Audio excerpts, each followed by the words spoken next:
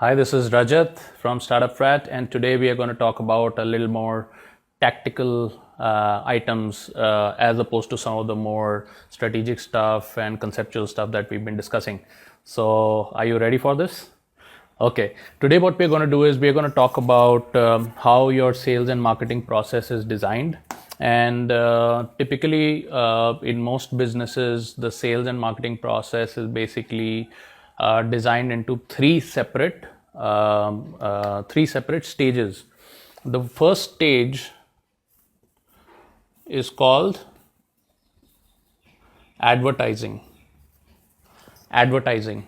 Okay, this is where you're sending your message out about what you do, etc., what your product does, what sub industry you are in, and trying to get attention from the customers who don't even know about you. Okay, the second stage is marketing. This is where you're providing customers a little more information about what you do, and you're also looking for customer engagement or customer responses. Okay, so this is your marketing.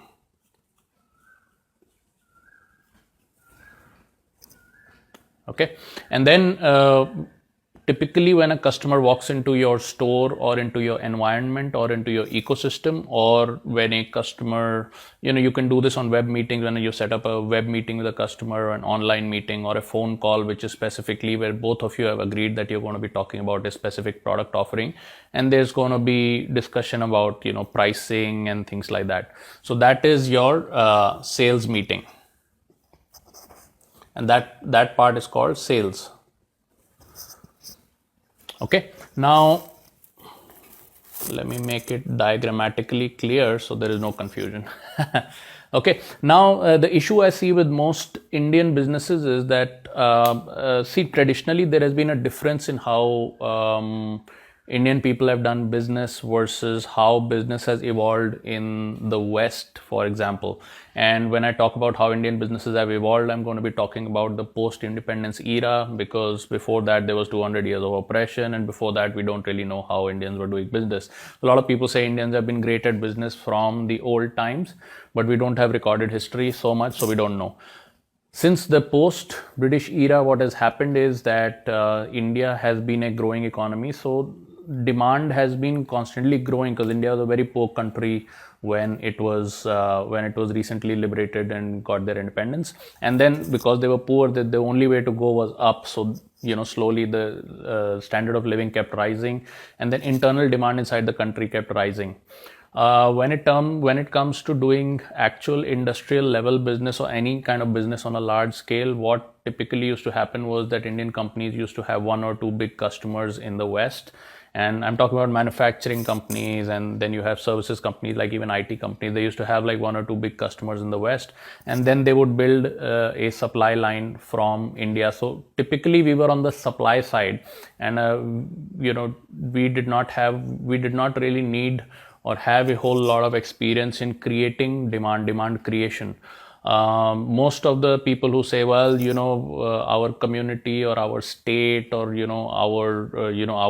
our kind of people are good at business. You'll see certain people saying, oh, we are good at business, my family is good at business, my community is good at business. They have mostly been good on the supply side. So people who are in the retail store business, which is your kirana wala, that whole community of kirana walas, or people who have been in the restaurant business, or people who have been in the garments business, etc., they've been more on the supply side. So people have been figuring out, okay, how do we get better quality garments from Thailand and get them over here and sell them at a premium. And then people have been, and the people who have built industrial level businesses, large businesses, have also been on the supply side. So they've depended typically on one or two big clients, and then their whole focus has been on providing the supply rather than creating the demand. And I gave you the example of I was doing export consulting in 2007, where I had a bunch of these clients who in the Pune industrial area, which is called Pimpri, which is famous throughout India as being a very, very robust manufacturing hub. most of the people, even if they were of the scale of 100-200 crore rupees a year revenue, they had literally like 1 or 2 major clients. It was either Tata Motors or Bajaj or at the max maybe TVS, and their whole business was structured around, okay, what do those guys need, and those guys will tell us what they need, and then we'll go out and buy the machinery and set up the equipment and do the training of the workforce and start producing machine parts, machine tools or gears and things like that for those big 1 or 2 clients. Now typically that has reached us to a stage where nobody, broadly from my experience when I work with Indian clients, they really don't understand the sales and marketing process very well. Okay, and that's going to be a huge, that's going to, maybe at certain point it's going to come and bite us in the wrong place, because when you look at the thought process abroad, they are very, very, very, they're visionary people and they know how to create demand. So when you look at marketing gurus like Steve Jobs, they created a demand for a premium smartphone when you can get the same exact functionality in a 15,000 rupee phone. They've created a demand where everybody wants to buy their 80,000 rupee phone, right? So that's a visionary. When Bill Gates said back in the 70s, you had these big computers that would take up your entire house and things like that. And if you ordered a computer, it would take upwards of $1 million to order one computer. And then you would have to get a truck and a lot of people to shift that computer into your house. You couldn't shift it into your house. You had to have shifted into a factory or some place where people could use it, and the only people who could use it were like scientists and things like that. So the only use for a computer was for big companies or for governments. And when Bill Gates said that my vision is that I want to get a computer on every desk inside every home, people are like, dude, you need psychiatric help, because not only can you not get a computer inside a home, who would be able to afford it? It's upwards of $1 million. And why would somebody need a computer in the home? Because anything that a computer did was useful only for companies. Normal people did not need, normal computer did not have the functionality that a normal person could use. But that's where the vision got created, and then they created the market for this kind of stuff. And then they first perfected how to create this computer smaller and smaller and faster and cheaper and cheaper. And then they created the demand for that, so that everybody started wanting and needing more computers, right? So if you don't understand this demand creation, then you will not understand. In the new age businesses, you will not be successful. Even the old age businesses, the people who've been throughout, the 3 generations of people have been running, let's say, a clinic, the doctor communities, where my dad was a doctor, his dad was a doctor, and I'm running the practice. Or lawyers, my dad was a lawyer, his dad was a lawyer, we're running the practice. And people who are into restaurants, for 3 generations, and people who are into the grocery kirana wala business for 3 generations, they are suddenly starting to feel the heat, because the old market is now changing. And as consumer demand shifts here and there, it's up for grabs that, who's going to survive, who's not going to survive. So a lot of these industries, we already discussed in the last webinar, a lot of these industries are already hit, and they're hit big time, like hospitality. It doesn't matter if you're an expert in running restaurants and if you opened like 10 branches in Bombay or whatever. If the consumer demand shifts, you're not going to make money. You're not going to shift business, right? You're not going to get business. Now you could last for another 10, 20 years if you own the land on which you built your restaurant, so you don't have a whole lot of outgoing expenses. But broadly, that business model is going to get hit real bad unless you know how to market it and how to get it, how to get the excitement up and things like that. So let's just get back to the point. What is the difference between, so another thing that Indian business community, they do not understand mostly, many people do, most don't, the difference between advertising and marketing and sales. They don't understand that, especially with a lot of, we discussed about the market creator model, which is the insurance agents, furniture dealers, the car dealers, you have the financial planners, multi-level marketers, affiliate marketers, etc. All of these people, most of them do not understand this stuff. Okay, and that is where most of the potential is in the market, because that is the most nimble and flexible form of setting up a business. So in the down market, those are the businesses that gain the biggest, because they're nimble and flexible. But if they don't have the understanding, then that becomes a problem. Okay, so what is Advertising is when you get your message out to the market, and by message I don't mean your conceptual message that we've been discussing about. I mean, whatever information about your products and services or whatever it is to the market. You could do it in the form of flyers, you could put an ad in the paper, you could have an ad roll in the local cable TV network, which is also going out now, and then you could have like things like Facebook ads and then WhatsApp broadcasts and things like that. Okay, so that is basically your advertising. Or you could have a website and then pay Google to send a lot of traffic to your website and all of that. So that comes under advertising. Now, that is typically cold. What is marketing? There are huge differences between marketing and advertising. What is the difference between marketing and advertising? The difference is that marketing starts when a customer has initiated contact, or in other words, in the new business lingo, we call it permission.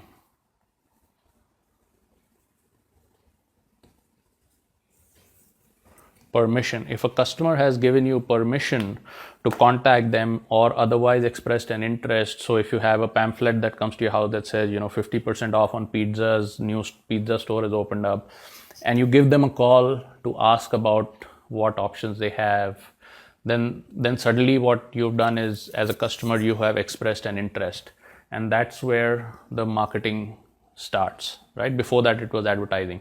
Or if people say that to find out 10% off, to find out or book an appointment for yourself, call this number, and then you call that number, that is where the marketing process starts. Or when people say come to my web page and put in your email address, we'll send you offers, that is where your marketing starts. When you go to a store and they take your email address and phone number, so please give me your email address and phone number, we never ask why do you need my email address and phone number.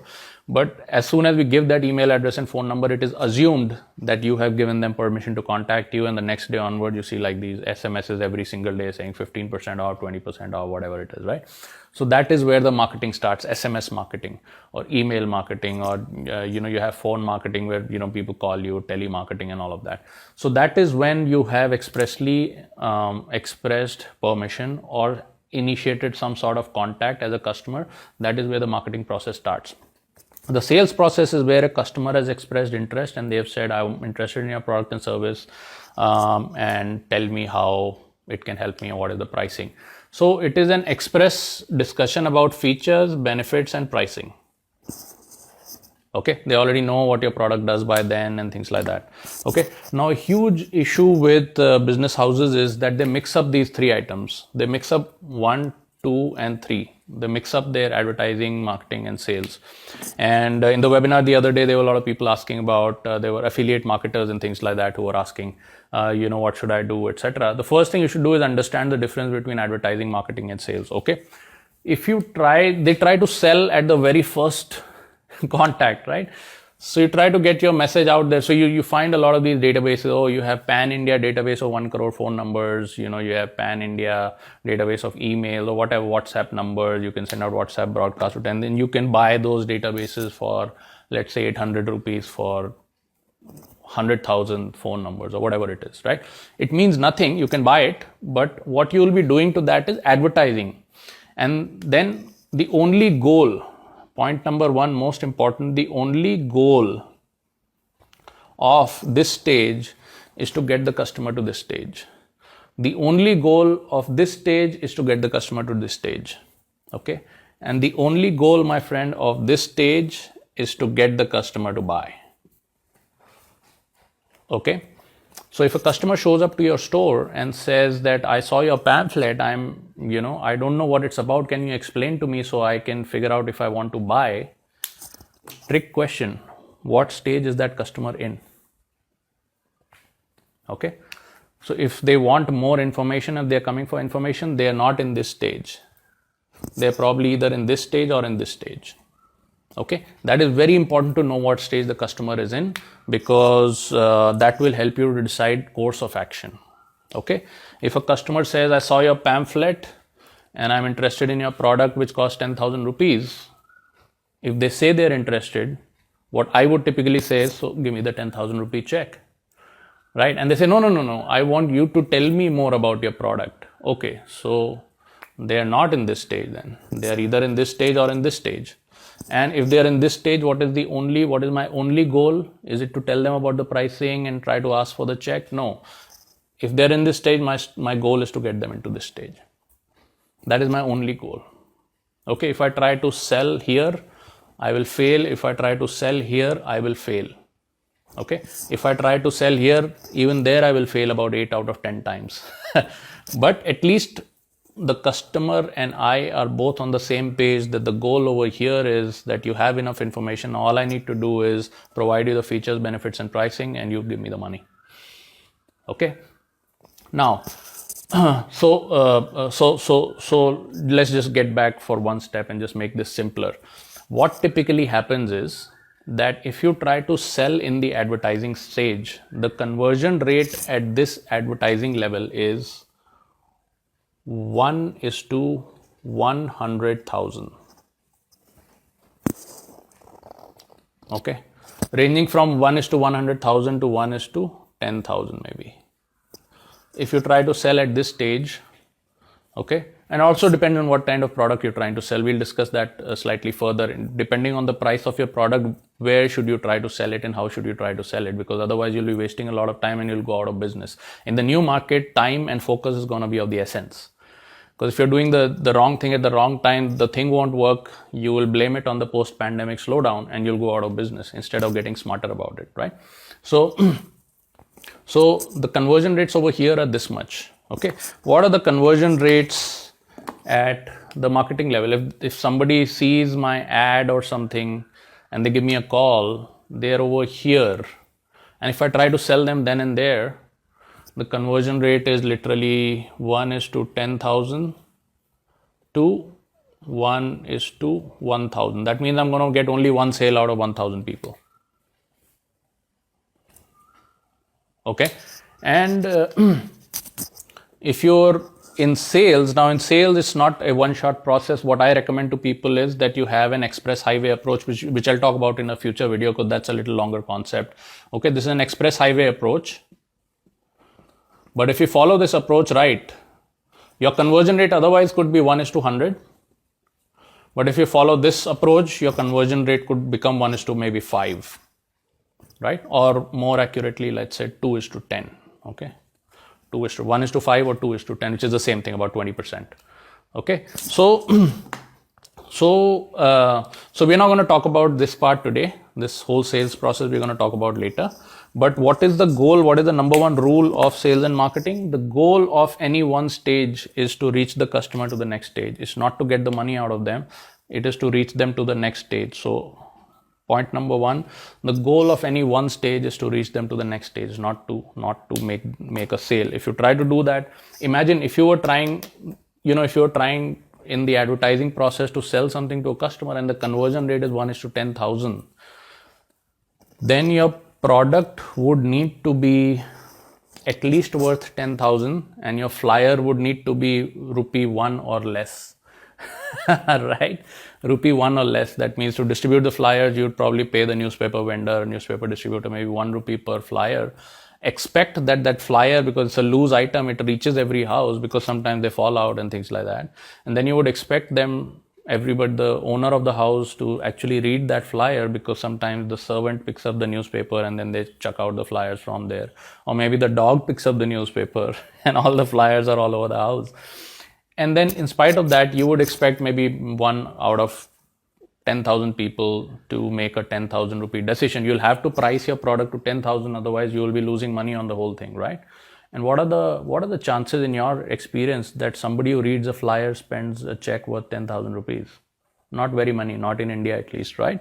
So the whole thing is a failing exercise. Okay, unless you understand the rule. The rule is that if 100,000 or 10,000 people see this, my goal is to get at least 10%, at least 1,000 people to a stage where I can market them. At least 1,000 people should express an interest to me in some form or the other for me to be able to take that process forward and start my marketing process. Okay, so which brings me to rule number 2. This whole process, sales, marketing and advertising, is a two-people teamwork. Two people have to work together on this, your customer and you. So if a customer shows up to my store and says, I want to buy a 1 lakh rupee product, and they're not willing to listen to me and they're cutting me off and they're telling me, okay, I know all that, just tell me this, or I just want to know this, right? We're not being a team. What are the chances they're going to do business with me? None. So why should I waste time with them? Should I waste time with them? No. If you try to waste time with 1,000 people over here trying to sell your product where they have not expressed enough intent to work with you as a team, then your time will be wasted. And how much time do you spend working with 1,000 people? Probably 20 years. If you were to sit for a 1 hour or half an hour sales presentation or try to give somebody information on the phone over 5 or 10 minutes, 10 minutes into 1,000 people is 10,000 minutes. That's like 100 hours of your time. If you're working 8 hours a day, that's like 12, 13 days full of work. And what are the chances of conversion? Hardly any. Why would you spend 13 days giving information to people who are not at a stage where they have a good chance of converting? Okay. So always remember the goal, the two lessons to be taken over here. The goal of any one stage of marketing or any one stage of this whole process is to reach the prospect into the next stage. The second thing is a two people teamwork. So at any point if the customer starts behaving as if they are not part of this teamwork understanding, you need to move them out of the system. There's no point wasting time with them. Okay, I get a lot of calls saying, hey, I'm interested in your service, but tell me this. And I'm like, okay, let me just take a step back and walk you through the whole thing. No, I'm not interested in that. I'm a vice president of marketing in such a big company, and I just want to know your pricing. And I'm like, even if Bill Gates called me, it would be the same process. You have to go here, do this, and when my team gets back to me that you've done all of this, then somebody will be giving you a call. Maybe I'll give you a call and we'll talk about it, right? Because it's a waste of my time. And considering that you're a vice president and not the owner of the company, the chances are even lesser that you have the decision taking power. So I don't waste my time, and I do them a service by not wasting their time as well. Okay, some people think that that's rude of a business person who is in the market to sell their services to not be upfront with the customer, but I know it's a waste of my time. Where did I learn it from? When I was in my medical career, I had lots of friends in the business communities who were running businesses that had been started by their parents. So they were second generation inheritors of those businesses. And we'd be just hanging around, driving around, or having a coffee and all of that, And the customer would call them and say that, I'm interested in this, can you meet me? And they'd be like, yeah, I'll meet you in the office on Monday morning at 9:30. And they'd be like, no, I'm interested now, I want you to meet now. And he'd be like, well, I'm not at work right now. And then they'd be like, you're being rude to me, I'll just probably go and do business with competition. And they'd be like, yeah, sure, I can't control that. And I couldn't understand it because I was trying to learn how to do business and sales and marketing because I did not want to stay in my medical profession. And these are the people who inherited the business from their dad and they're not respecting it. And I was like, why don't you go? If a customer is ready, then you should go and meet them right now. And they said, well, if a customer is ready, they will come and meet me on Monday as well. It's not that I'm not making it easy for them to do business with me, but we have a process, and if they don't follow that process, they are more than welcome to do business in my competition. And I'm like, well, the guy was probably going to give you 50,000 rupees. You just lost that money. And he's like, yeah, sure, my competition can chase all these customers. And sure enough, 5 years down the line, their competition would be no longer there and these guys would still be there. And that taught me a lesson, is that if you spend 5,001 rupees or 50,001 rupees chasing a 50,000 rupee opportunity, you will be out of business. Okay, so once again, the two lessons is the goal of every one stage is to reach the customer to the next stage. And this whole process is two people teamwork. If a customer behaves like they don't want to be part of that team, then don't do business with those customers. Okay, you'll waste your time, you'll waste your money, and you'll make losses in your business. So I'm going to be going into this a little more deep in the next couple of videos, and then we'll do a webinar. We'll show you facts and figures on how the conversion rates work and how you should price your products and things like that. Okay, till that time, just keep liking and commenting. Otherwise, the Facebook is not going to show you the videos, and then you're going to miss the webinar, and then it's going to be everybody's problem. Okay, so I'll see you in the next video. Bye-bye.